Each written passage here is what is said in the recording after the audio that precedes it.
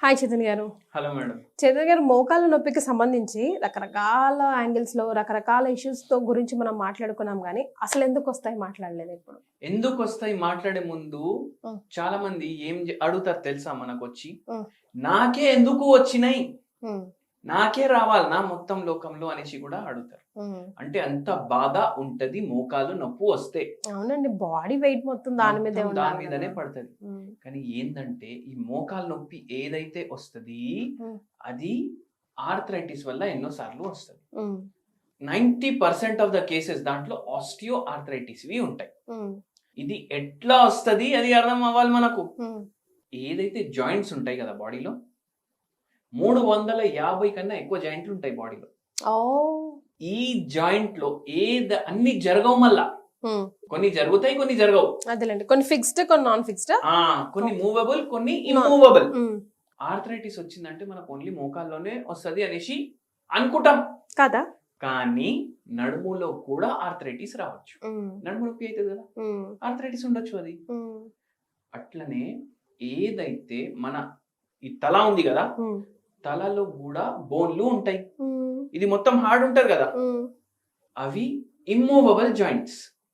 ఎన్నో బోన్‌లు కలిపి అది తయారైతది. దీంట్లో మొత్తం ఒక్కటే మూవింగ్ ఉంటది జాయింట్. Mandibular joint. దీంట్లో కూడా ఆర్థరైటిస్ వస్తది ఒక్కొక్కసారి. ఓహ్! అయితే ఏవైతే జరుగుతాయి కదా! దాంట్లో ఆర్థరైటిస్ వస్తది. హ్మ్. నొప్పి వస్తది. అదేలెండి. ఆర్థరైటిస్ దీంట్లో వచ్చినా మనకు అర్థం కాదు. ఎందుకంటే అవి జరగవు. హ్మ్. అవునా కాదా? హ్మ్. అయితే ఏందంటే మనం మన జాయింట్లు ఏవైతే జరుగుతాయి హ్మ్. అవి చక్కగా వాడితే మనకు ఆర్థరైటిస్ రాదు. హ్మ్. చక్కగా వాడుడు అంటే దానికి అర్థం.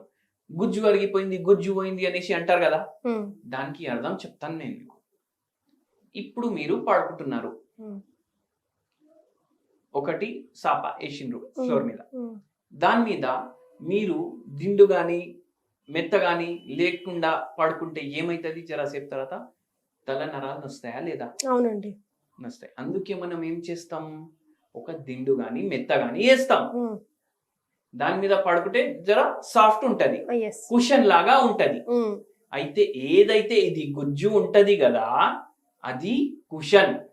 దిండులాగా, హ్మ్. మెత్తలాగా 2 జాయింట్లు మధ్యలో ఉంటది. ఓకే. ఇప్పుడు మెత్త లేకపోతే జర్రసేపు తల పెట్టుకుంటే ఏమైతుంది? నొప్పి వస్తుంది. హ్మ్. ఎప్పటికి దిండునే గాయమైపోయిందనుకోండి. మరి. చింగిపోయింది మీ దిండు. వాడనీకి వస్తలేదు. హ్మ్. ఏమైతది? నొప్పి అయితది. దిండు తీసేసిర్రు కదా మధ్యలోకెళ్ళి. అట్లా. సేమ్.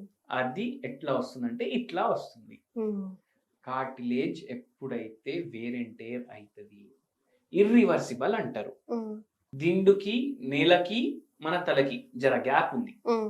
తలకి, నేలకి. అవునండి. దిండు వల్ల. హ్మ్. ఇప్పుడు గ్యాప్ లేదు గదా! హ్మ్. అట్లా గ్యాప్ తగ్గిపోయింది గదా! ఇప్పుడు డైరెక్ట్ పెట్టుకుంటే తల. హ్మ్. ఇది గూడా అట్లనే. హ్మ్. దిండు పోయింది. డైరెక్ట్ 2 బోన్లు కాంటాక్ట్‌లో ఒస్తాయి. అప్పుడు ఏమైతది? ఆర్థరైటిస్ ఇంకా పెరుగుతది. పెరుగుతది. లేటర్ స్టేజెస్ ఆఫ్ ఆర్థరైటిస్ అనుకోండి. హ్మ్. అప్పుడు ఏం చెప్తారు? జాయింట్ రీప్లేస్‌మెంట్ చేయాల్సి ఉంటది. హ్మ్. కానీ మీరు ఇంకోటి గమనించండి. హ్మ్. ఒక్కొక్కసారి ఏం చేస్తారు పేషెంట్‌లు? ఒక డాక్టర్ ఏమో జాయింట్ రీప్లేస్‌మెంట్ అంటారు. హ్మ్. ఇంకో డాక్టర్ దగ్గర సెకండ్ ఒపీనియన్ పోతే, హ్మ్. లేదమ్మా ఇంకా పని నడుస్తుంది బండి నడిపియండి అనేసి అంటారు. హ్మ్. అవునా కాదా? అవును. అయితే ఏంది అంటే మన బండ్లుంటాయి గదా! హ్మ్. కొన్ని ఏండ్ల తర్వాత రిపేర్‌లు ఇవ్వడం స్టార్ట్ అయితాయి. హ్మ్. అయితే మనం ఏం చేస్తాం? ఇమ్మీడియేట్ కొత్త బండి కొనేస్తామా? లేదు. ఎన్ని రోజులు నడుస్తే అన్ని రోజులు నడవని అని అనుకుంటాం గదా! అంతే గదండీ. ఇది గూడా అట్లనే. మొబిలిటీలో అంత ప్రాబ్లమ్ లేదు. నొప్పి భరించే అంత నొప్పి ఉంది. హ్మ్. అయితే మీరు ఆపరేషన్ చేపించుకునే అవసరం లేదు. ఓకే. ఈ కేసులకైతే హోమియోపతి మనం మందులిస్తే హ్మ్. కొన్ని రోజుల్లోనే మనకు తగ్గిపోతాయి. ఓకే. ఒక 5, 6 నెలల్లో తగ్గిపోతాయి. హ్మ్. అంటే స్టార్టింగ్ స్టేజెస్‌లో. హ్మ్. కానీ కొన్ని కేసుల్లో ఎట్లా అయితది? బండి అసలు స్టార్టే గాదు. సడెన్‌గా రోడ్ మీద బంద్ అయిపోతది. హ్మ్. డక్లాయించుకుంటా ఇంటికొస్తాం ఎన్నో సార్లు. హ్మ్. ఇది గూడా అట్లనే. అసలు పని చేయనీకి వస్తలేదిప్పుడు. అప్పుడు ఆపరేషన్‌కి ఎళ్దాం అనుకుంటారు. ఆ కేసుల్లో గూడా మనం హోమియోపతి వైద్యం చాలా మంచిగా పనిచేస్తది. హోమియోపతి సిద్ధాంతం ఏంది అంటే ఆపరేషన్ లేకుండానే పేషెంట్‌కి తగ్గించడం. హ్మ్. అయితే వీళ్ళకు గూడా ఇటువంటి కేసుల్లో గూడా మనకు మార్పు కనిపిస్తది. హోమియోపతి తోటి తగ్గిపోతాయి. హ్మ్. అయితే ఏంది అంటే సివియర్ ఆర్థరైటిస్ ఉంది అనుకోండి. హ్మ్. మన దగ్గర ఎటువంటి వాళ్ళు వస్తారో ఒక పేషెంట్‌దే చెప్తా నేను. వాళ్ళు నాందేడ్ నుంచి వచ్చిండ్రు. హ్మ్. ఏమంటున్నారంటే నాకు వేరే ఫంక్షన్లు చుట్టాలు పిలుస్తారు కదా, పోవడానికి భయం అవుతుంది.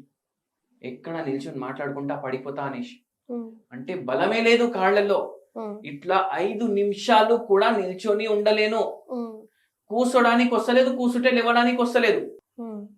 అట్లా పరిస్థితి అయిపోయింది నాది. నాకు ఇది అస్సలు నచ్చలేదు. ఎప్పుడు స్టార్ట్ అయింది అంటే 4 ఏండ్ల నుంచి స్టార్ట్ అయింది. ఎందుకు స్టార్ట్ అయింది? బరువు ఎక్కువ ఉంది, షుగర్ వ్యాధి ఉంది, పేషెంట్ ఏజ్ వచ్చేసి 56 ఉంది. కానీ స్ట్రెస్ ఏమో 4 ఏండ్ల నుంచి చాలా ఎక్కువ ఉంది. దేని గురించి ఉంది? వీళ్ళ బంధువులు ఉంటారు కదా, వాళ్ళతోటి ప్రాపర్టీ విషయంలో గొడవలు అయినాయి. అది తట్టుకోలేకపోయారు. ప్రాపర్టీ విషయంలో గొడవలని కాదు, పైసల గురించి కాదు. నేను ఎవరిని నమ్ముకున్నా వాళ్ళే నాకు నమ్మక ద్రోహం చేసిండ్రు. దానివల్ల ఈ పేషెంట్ కి అదే తిరిగి ఇట్లా అవుతుంది. స్ట్రెస్ వల్ల కూడా ఆర్థరైటిస్ వస్తుంది. పేషెంట్ కి కూడా అట్లా వచ్చింది. అయితే మనం మందులు ఇచ్చినాము, హోమ్ రెమెడీ కూడా ఇచ్చినాము, ఆపరేషన్ కి వెళ్ళకుండా చేసినాము. అయితే హోమియోపతి మందులకి ఒకటి సైడ్ ఎఫెక్ట్ ఉండదు.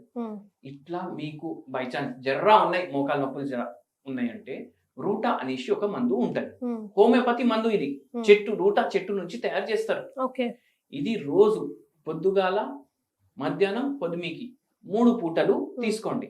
మీకు జర రిలీఫ్ ఉంటది. ఎట్లా తీసుకోవాలి? 0/9 పొటెన్సీ ఉంటది. ఇది 5 గోళీలు పొద్దుగాల, 5 గోళీలు మధ్యాహ్నం, 5 గోళీలు పొద్దుమికి 3 times a day తీసుకోవాలి. ఇది తీసుకున్నాక 5 నిమిషాలు ఏం తినొద్దు. 5 నిమిషాల ముందు ఏం తినొద్దు. వాటర్ తీసుకోవచ్చు. ఇది తీసుకుంటే జర రిలీఫ్ ఉంటది.